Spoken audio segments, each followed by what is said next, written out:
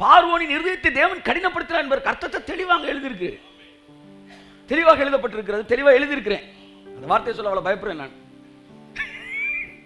என்னன்னா, இந்த பார்வோன் இருதயத்தை கடினப்படுத்தினேன் அப்படின்னு கர்த்தர் சொல்றதுக்கு அர்த்தம் என்னன்னா, அவன் அழுதப்பெல்லாம் நான் கேட்காம இருந்திருந்தேன்னா, பைபிள் என்ன சொல்லுதுன்னா, பார்வோன் அழுதான், உடனே தேவன் மன்னிச்சிட்டாரு, மன்னிச்ச உடனே அவன் இருதயம் கடினப்பட்டது. திரும்பவும் பிரச்சனை வருது, திரும்ப அழுகிறான், திரும்பவும் மன்னிக்கிறாரு, திரும்பவும் இருதயம் கடினப்பட்டது. அப்ப கர்த்தர் சொல்றாரு, அவன் அழுதப்ப அவனை மன்னிக்காமலே நான் இருந்திருந்தேன்னா அவன் கடினமாகாம இருந்திருப்பான். ஆனா என் குணம் எப்பவுமே மன்னிக்கிற குணம் தான்.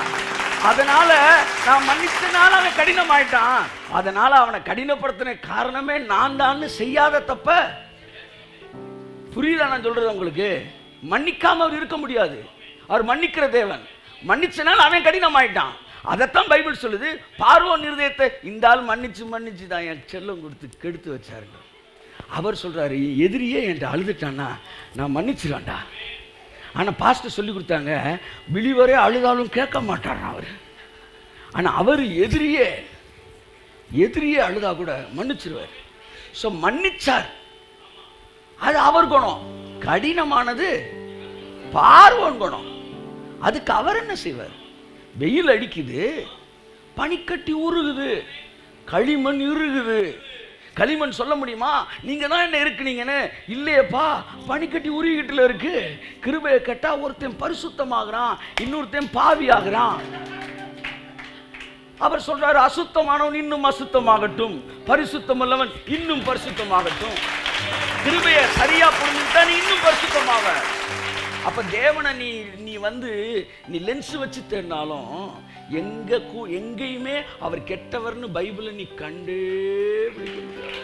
அவர் நல்லவர், அவர் நல்லவர், அவர் கிருபை என்றும் உள்ளதே. அவர் நல்ல கையை தட்டி, அவர் கிருபை என்றும் உள்ளதே.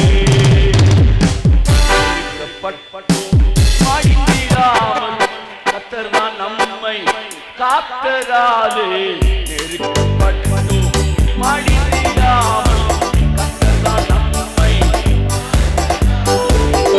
அவர் நல்லவர்.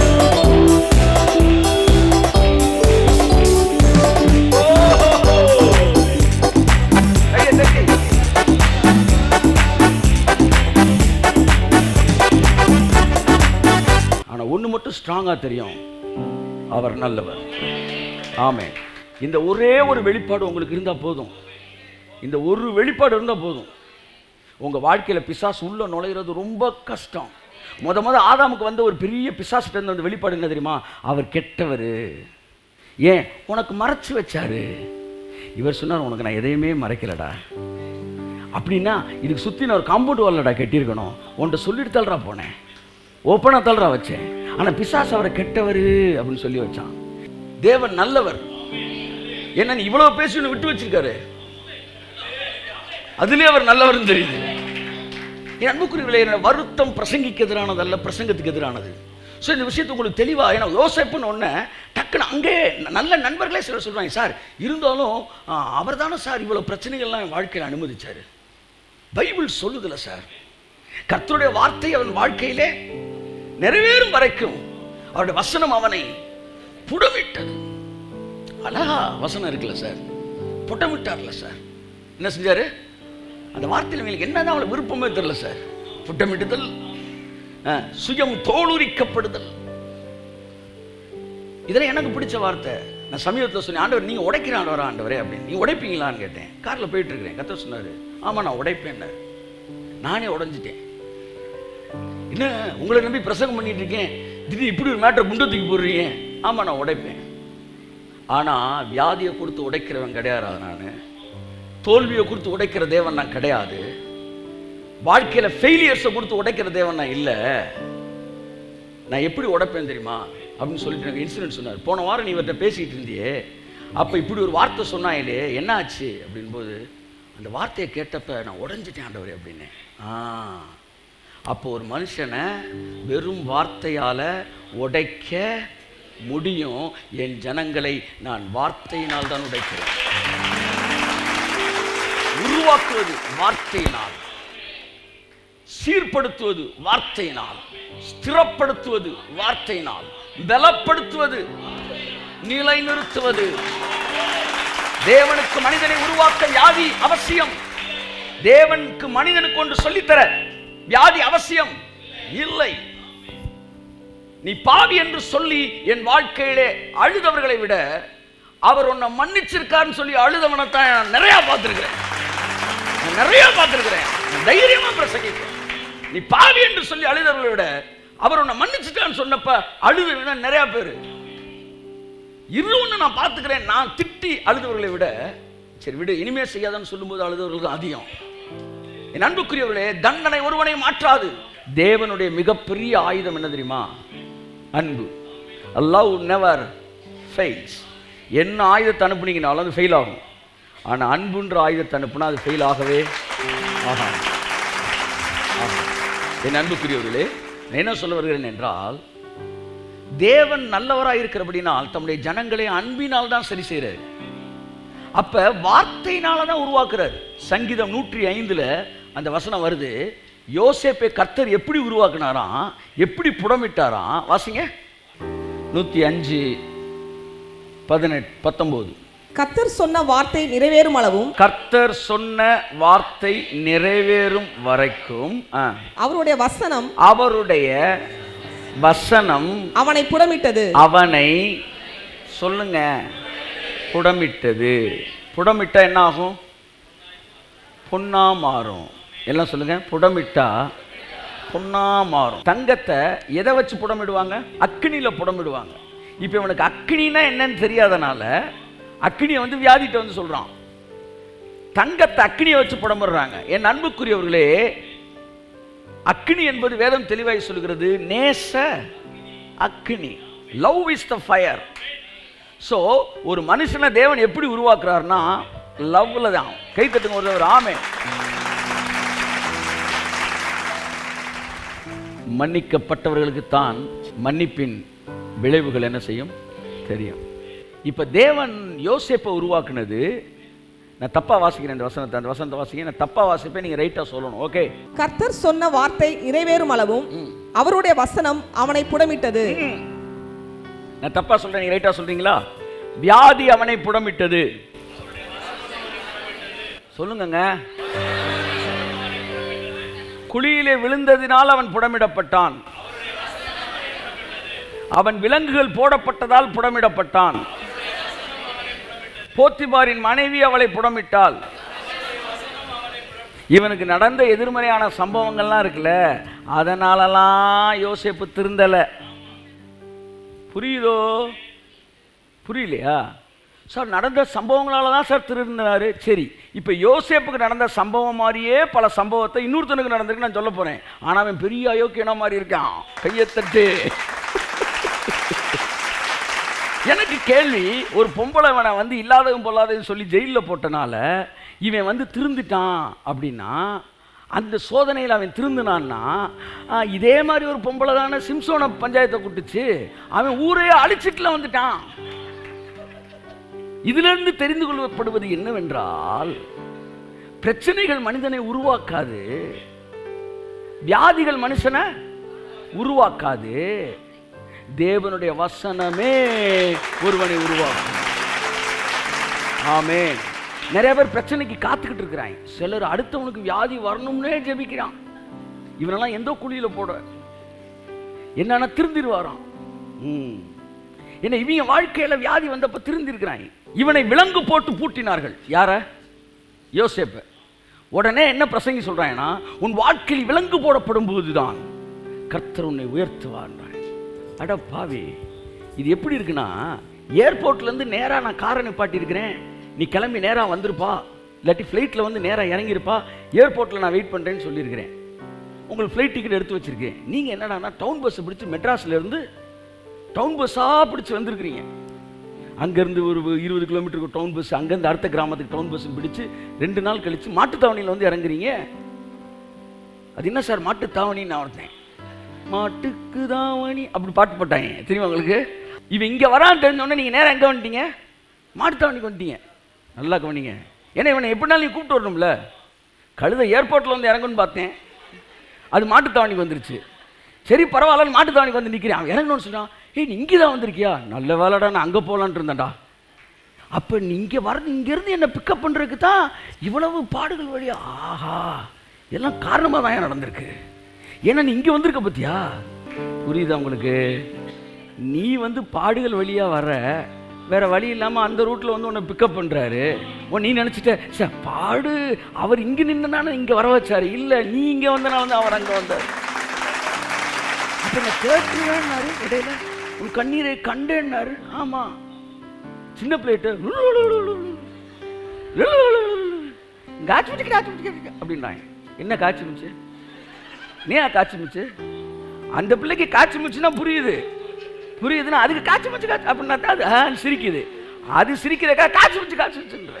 அந்த மாதிரி தான் நீ கழுத குழந்தையா இருக்கனால நான் உன்னை ஆசீர்வதிப்பேன், நீ கலங்காதே மகனே அப்படின்றப்பெல்லாம் உன்னை காய்ச்சி மிச்சு அப்படி பேசிட்டு இருக்கிறார். இதுக்கு ஒரு 50K 100Kன்னு வியூவர்ஸ் இருக்கட்டும். ஏன்னா காய்ச்சி மிச்சு சொல்றதுக்கு சிலர் தேவை இருக்கு. இப்ப தேவன் என்ன ஆசீர்வதிச்சாரு, தேவன் என்ன கன்சோல் பண்ணாரு. ஆமா, காய்ச்சி மிச்சு வேலை தான் எல்லாம். ஆனா உண்மை என்னன்னா, தேவன் உனக்கு அந்த பாஷை தான் தெரியுது, அதனால உனக்கு அந்த பாஷை பேச வேண்டியதா இருக்குது. ஆனா உண்மையில் தேவன் உன்னை பிக்கப் பண்றது மாட்டுத்தாவணி கிடையாது, மதுரை ஏர்போர்ட் தான். ஆமென். யோசேப்ப தேவன் இவ்வளவு பிரச்சனைகள் வழியாய் வருவது தேவனுடைய பிளானே. எல்லா இடத்துலயும் மனுஷன் தாறுமாற எதையாச்சும் பண்ணிட்டு பைபிள் அழகா சொல்லுது, மனிதனுடைய இருதயம் அவன் வழிகளை தாறுமாறாக்கும், ஆனால் முடிவில் அவன் மனமோ கர்த்தருக்கு விரோதமாய் தாங்கள் அடையும். செய்யற அயோக்கியத்தனத்தெல்லாம் நீ செய்வ, புரியுற மாதிரி டிரான்ஸ்லேஷன் சொல்றேன். ஆனா கடைசியில கர்த்தர் இப்படி பண்ணிட்டார் சார், யாரை கற்றா நீ கல்யாணம் பண்ண மண்டல போடுறேன். ஒரு சிலர் ஜெபம் பண்ண சித்தம் கேட்கறது ஒன்று எதையாச்சும் பண்ணிட்டு வந்துடுவாங்க சார். பண்ணிட்டு கர்த்தர் செய்த பாடுகள் வழியாக 4வது கல்யாணம் வரைக்கும் நீ ஜோம் பண்ணி கம்ப்ளைண்ட் பண்ணிக்கிட்டு இருக்கிற நீ ராஸ்கல். அதுக்கப்புறம் வந்து கர்த்தர் செஞ்சார், என்ன கர்த்தர் செஞ்சார்ன்ற இவைகள் மத்தியிலும் உன் அபிஷேகத்தில் நிரப்பி உன் பாவத்தை மன்னிச்சு அதையும் குடும்பத்தில் நல்ல பிரச்சனை இதை நல்லதா மாத்தணும்னு நினைச்சுக்கிட்டு இருக்காரு பாருங்க. அவர் நல்லவர். யோசேப்பு தெளிவாய் சொல்லுகிறார், நீங்கள் யாரு? கர்த்தர் அல்ல, நீங்கள் எனக்கு வெகு தீமை செய்தீர்கள், ஆனால் கர்த்தரோ அதை நன்மையாய் முடிய பண்ணினார். யோசேப்பின் வாழ்க்கையில் நடந்த சம்பவம் ஒன்றுக்கும் கர்த்தர் பொறுப்பு அல்ல. இவங்க 2 பேருக்குள்ள பஞ்சாயத்து நடந்துகிட்டு இருக்கு. இது கடையில் ஏசுனார் இழுக்கிறான் உள்ள. சரி அவன் நடிச்சுக்கிட்டு இருக்கான், சரி இவன் நடிச்சுக்கிட்டு 2 பேரும் அடிதடி பண்ணி பஞ்சாயத்து பண்ணிட்டு இருக்காங்க. ஒரு புரோட்டா கடையில் ஒருத்தர் வந்து என்ன சொல்கிறான், வந்து புரோட்டா 4 புரோட்டா தின்னுட்டு வந்து காசு கொடுக்காம இருக்கான். அந்த ஓனர் வந்து அவனை சவுண்டு கொடுக்குறாரு, காசு கொடுப்பியாம, நீ என்ன நீ வந்து காசு எதுக்கு என்கிட்ட கேட்குற, சாப்பிட்டா காசு கொடுக்க முடியாது, பேசிகிட்டே இருக்கும்போது திடீர்னு அந்த புரோட்டா சாப்பிட்டு திரும்பி இந்த 20 புரோட்டா சாப்பிட்டு இவரே காசு கொடுக்காம போகிறாரு அப்படின்னு உங்களை காட்டுறான். இப்போ உங்கள் சென்டரில் என்ன என்றா இருக்கிறீங்க, நான் சாப்பிட்ட புரோட்டா காசு கொடுத்துட்டு தான் நிற்கிறேன். இப்படித்தான் யோசேப்புக்கும் அண்ணன் தம்பிக்கும் பஞ்சாயத்து. இதில் தேவனை இழுத்து உள்ள விடுறாங்க சார்.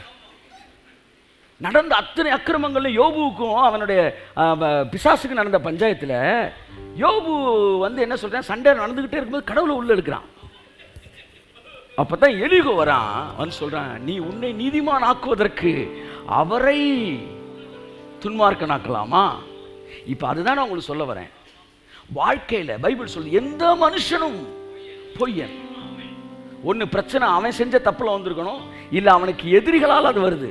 ஆனா தேவன் என்ன செய்றாரு தெரியுமா, அந்த பிரச்சனையிலிருந்து அவனை விடுவிக்கிற தேவனாக இருக்கிறார்.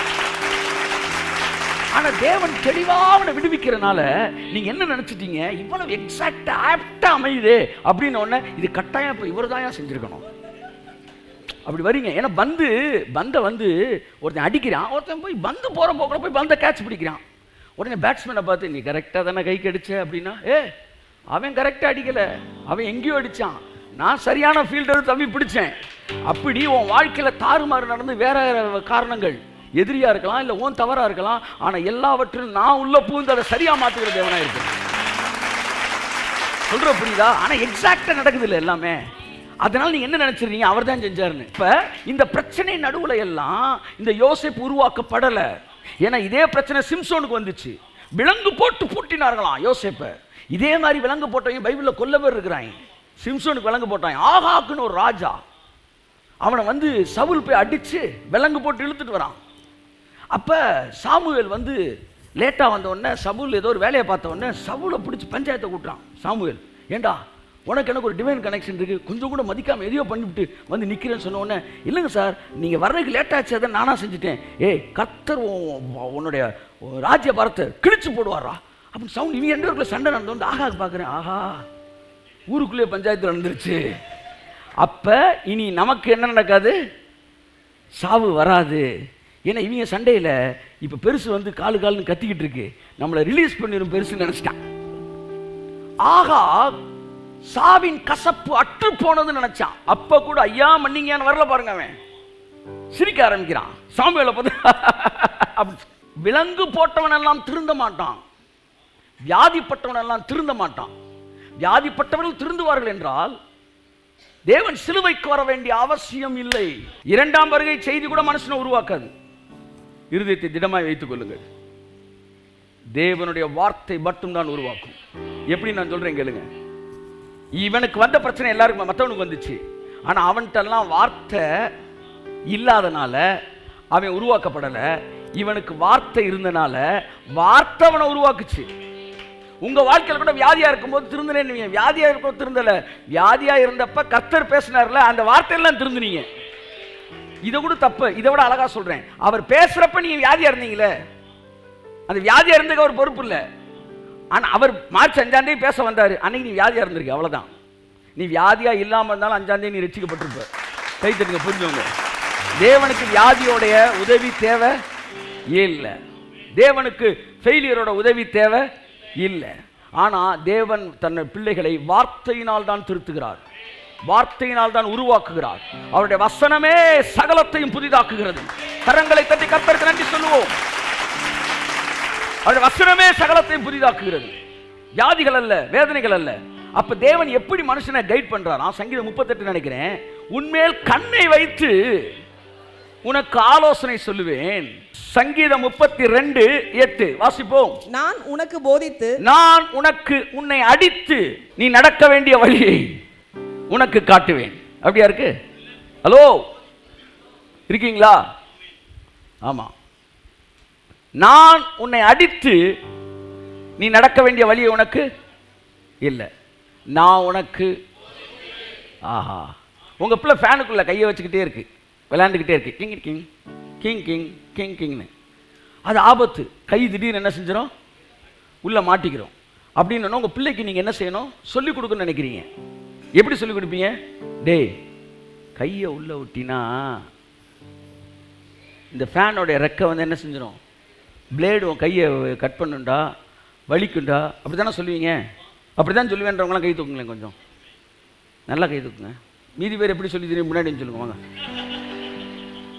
உங்கள் பிள்ளை கையை விட்டுக்கிட்டு விளையாண்டுக்கிட்டு இருக்குன்னா உள்ள மாட்டிக்கிட்டா சிக்கல்னு சொல்லி கொடுப்பீங்களா? எப்படி சொல்லி கொடுத்து உணர்த்த வேண்டவங்களாம் கை தூக்குங்க. இதை விட எப்படி சொல்லலாம்ல, அவன் கையை பிடிச்சி சரக்கு உள்ள அமைக்கிறங்க சொன்னா இப்படிலாம் நடக்கும். அதனால நீ ஃபேனுக்குள்ள நீ கையை விட மனசுல ஆழமா பதிஞ்சிரும்ல. இப்படி செய்யுங்களேன். நீங்க எத்தனை பேர் கை தூக்காதவங்களா அப்படிதான் செய்வீங்க போல. இப்படி சொல்லி தருவேன்றவங்களாம் கை தூக்குங்க, சொல்லுங்க. டக்குன்னு வெளியில ஒரு ஆம்புலன்ஸ் நிற்கிது, ஏற்றி விட்டுருவாங்க. இதுல 50 பேரும் பெரிய உத்தமர்கள்லாம் கிடையாது. பொல்லாதவனாகிய நீ உன் பிள்ளைக்கு நல்ல ஈவுகளை கொடுக்க அறிந்திருக்கும் போது பரலோகத்தில் இருக்கிற உங்கள் பரமபிதா நன்மையானவைகளை தருவது அதிக நிச்சயம் அல்லவா? இருக்கிற வெளிப்பாடுகளிலே மேலான வெளிப்பாடு அவர் நல்லவர். கரங்களை தட்டி ஆமென். அவர் நல்லவர், அவர் வல்லவர், அவர் கிருபை உள்ளதே. அவர் நல்லவர், அவர் கிருபை என்றும் உள்ளதே. ஆமென். ஒரு மனிதன் வார்த்தையோடு இணைந்திருப்பானால் அவனுக்கு உலகத்தின் பாடுகள் அவசியமே இல்ல. துன்மார்க்கனுக்கு தான் பாடுகள் தேவை, நீதிமானுக்கு பாடுகள் தேவையே இல்ல. என் அன்புக்குரியவர்களே, ஏதோ நீங்கள் எதிரே பேசுகிற சாதாரண தயவு செய்து நினைக்காதீர்கள். வேதம் மிக தெளிவாய் சொல்கிறது, தேவன் ஒருவனையும் பொல்லாங்கினால் சோதிக்கிறவர் அல்ல அல்ல. ஆகையால் சோதிக்கப்படுகிற எவனும் தேவனால் சோதிக்கப்படுகிறேன் என்று. இதுக்கு மேல என்னங்க வேணும்? விளக்கமா? யோசேப்பு ஏகப்பட்ட பஞ்சாயத்தை கூட்டி வாயை திறந்து பேச தெரியாம என்னென்னமோ பஞ்சாயத்து நடந்துருச்சு. ஆனா எல்லாத்துலயும் அவர் தான் உள்ள வந்து நிக்கிறார், உள்ளதான் நிக்கிறார். தேவன் தாம் பிள்ளைகளுக்கு வசனத்துலதான் இல்ல அப்பதான் சார் ராஜா ஆக முடியும். நான் கேள்வி கேட்கிறேன், சாலமன் ராஜா வரைக்கும் என்ன பாடுபட்டான்? அவனை மட்டும் ஏன் தேவன் ராஜா ஆக்கினாரு? அவனை தூக்கி குழியில போட்டிருக்க வேண்டியானா? கொண்டே இப்படி மண்டையில ஏதாச்சும் குழப்பிக்கிட்டே இருக்க உள்ள. சாலமன் பாடுபட்டு ராஜாவானா? சொல்லுங்க. சாலமன் ரெகோபெயாம் பாடுபட்டு ராஜாவானாங்களா? அப்ப பாடுபட்டதான் ராஜாவாக. சிலுவைக்கு வந்தா சார் சிம்மாசனத்துக்கு போக. ஆமா, அதான் நாங்களும் சொல்றோம். நீ சொல்ற இழுவை இருக்கு பாரு, அந்த சிலுவை இல்ல. நீ சொல்ற வியாதி பாடுற சிலுவை இல்ல. எங்கள் பாவங்களை சுமந்து தீர்த்த சிலுவைக்கு நீ வருவாயானால் சிங்காசனத்துக்கு நீ உயர்த்தப்படுவாய். ஆகவே பாடுகள் என்பதின் வழியாக தேவன் தம் பிள்ளைகளுக்கு எதுவுமே சொல்லி தராதான். தெளிவா சங்கீதம் 32 அவர் சொல்றார், 32:8, நான் உனக்கு போதித்து நீ நடக்க வேண்டிய வழியை உனக்கு காட்டுவேன், உன்மேல் கண்ணை வைத்து உனக்கு. வார்த்தையில தான் திருத்துவாரு. ஆனா இன்னொரு கேட்டகரி இருக்கு, அது வெளியில இருக்க கேட்டகரி. அடுத்த வசனம் வாசிங்க. வாரினாலும் கடிவாளத்தினாலும் வாய் கட்டப்பட்டால் ஒழிய, வாய் கட்டப்பட்டு இழுத்து வருகிற உன் கிட்ட சேராத புத்தி இல்லா குதிரையை போலவும் கோவேறு கழுதை போலவும் இருக்க வேண்டாம். மனுஷனுக்கு சொன்னா புரியுது, கழுதைக்கு சொன்னா புரியாது. அதனால வாயில எதை போடுறாங்க? கடிவாளத்தை போட்டு ரத்தம் வடிய வடிய இழுக்கிறாங்க. வா வா. இப்ப என்ன சொல்ல வர்றாருன்னா கர்த்தர், என் பிள்ளைகளை நான் கடிவாளத்தை போட்டுலாம் நான் இழுக்கிறது இல்லை, கண்ணை வைத்து ஆலோசனை சொல்றேன். கண்ணை வைத்து உன்மேல் நான் உனக்கு போதித்து புத்தி சொல்லுவேன். ஆனா புத்தி இல்லாத கழுதை, கடவுளை அறியாதவன், இவர்கள் எல்லோரும் என்ன செஞ்சுக்கிறாங்க? அடிபட்டு மிதிபட்டு ஒரு பக்கத்தில் வர்றாங்க. தேவன் தம்முடைய பிள்ளைகளுக்கு இந்த டிசைன் வைக்கவே இல்லை. ஏன்னா நீதிமான்களுக்கு துன்பங்கள் அதிகம் பைபிள் சொல்லல. அடுத்த வசனம் தெளிவா சொல்லுது. அடுத்த வசனம் வாசிமா. அடுத்த வசனம். துன்மார்க்கனுக்கு அநேக வேதனைகள் உண்டு. கர்த்தரை நம்பி இருக்கிறவனையோ கிருபை சூழ்ந்து கொள்ளும். கையத்தட்டு. இதை விட சிறப்பான வசனம் உங்களுக்கு வேணுமா? வேதனைகள் யாரை சூழ்ந்து கொள்ளும்? ஹலோ சாரே சேச்சி, வேதனைகள் யாரை சூழ்ந்து கொள்ளும்? துன்மார்க்கனை. ஆனால் கர்த்தரை நம்பி இருக்கிறவனையோ அவர் நல்லவர், அவர் வல்லவர், அவர் கிருபை என்றும் உள்ளதே. நல்லவர், அவர் வல்லவர், அவர் கிருபை என்றும் உள்ளதே. அதான் நாங்களும் சொல்றோம், கீழ்ப்படிஞ்சா வசனம், கீழ்ப்படியாட்டி அடி. அப்படி சொல்லவே இல்லையா? நான் ரொம்ப தெளிவா இருக்கேன். கீழ்ப்படிஞ்சாலும் வசனம், கீழ்ப்படியிலையா திரும்ப வசனம், கீழ்ப்படியலைன்னா திரும்பவும் வசனம். கர்த்தருடைய வார்த்தை யோனாவுக்கு உண்டாயிற்று, கீழ்ப்படியாம போனான். கர்த்தருடைய வார்த்தை 2ஆம் விசை யோனாவுக்கு. ஆமென். அவர் மீன் வயிற்றுல போட்டார்ல, இன்னும் மீன் வயிற்றுல போட்டார்ல. என்ன கிணத்துனா பேசிட்டு இருக்கீங்க? அதாவது கப்பல்ல இருந்து வெளியே போட்டுட்டான், வெளியே போட்டோன்னா காப்பாத்துறதுக்கு மீன் அனுப்புனாரு. அது குற்றமா? அந்த மீன் கரெக்டா கொண்டு போய் சேர்க்க வேண்டிய இடத்த சேர்த்துச்சு, அது குற்றமா? சொல்லுங்கள், எது குற்றம்? யார் குற்றம்? தண்ணியில விட்டுருக்கணும். அவனை தண்ணியில முட்டு சாகட்டும்னு விட்டுருக்கணும். ஆனா அவர் அப்படி செய்யலையே. ஒரு மீனை கொடுத்து சேஃபா காப்பாத்தி கொண்டு போய் சேர்க்க வேண்டிய இடத்துல சேர்த்தாரு. கர்த்தர் மீன் அனுப்புனாரு. ஆமா, கப்பல் அந்த நேரத்துல இல்ல. உனக்காண்டி ஒரு மீனே கப்பலா மாத்திட்டு அவனுக்கு கடிச்சா கொண்டே விடுவேன், சேஃபா கொண்டு போய் சேரு. 3 நாள் இவனுக்காண்டி எதுவுமே சாப்பிடாம அது உட்காந்து பாஸ்டிங். இதை விட வேற என்ன அவன் உனக்கு? யோனாவை நேசத்தினால மீனை ஃபாஸ்டிங் போட்டாரு, தானியேல் நேசத்தினால சிங்கத்தை ஃபாஸ்டிங் போட்டாரு. எனக்காண்டி எல்லாம் ஃபாஸ்டிங் போடும், நீ ஃபாஸ்டிங் போடாத.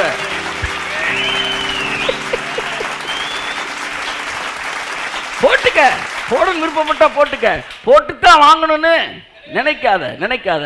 அவர் நல்லவர். சார் என்ன சார், எத்தனை பேர் சார் கல்யாணம் கட்டி குழந்தை கத்திருக்கீங்க? குழந்தை பத்திரி எத்தனை பேர் சார்? கை தூக்குங்கன்னு அமைதியாக இருக்கீங்க. அப்போ கையில் இருக்கல யார் பிள்ளையா? உங்கள் பிள்ளைய தானே கை தூக்கு. சரி, இப்போ உங்களுக்கு கடவுள் நல்லவர்னு சொல்கிறது புரியுதா புரியலையா? ரொம்ப ஈஸியாக புரியுதே. இவங்களுக்கு ஏன் சார் புரிய மாட்டேன்னு புரியல. எனக்கு என்ன நம்ம கர்த்தர் நல்லவர்ன்றது எப்படி ஏன் நம்ம ஈஸியாக தெரியுது? நானே நல்லவனாக இருக்கேன், அவர் கட்டாயம் நல்லவராக இருந்தார்.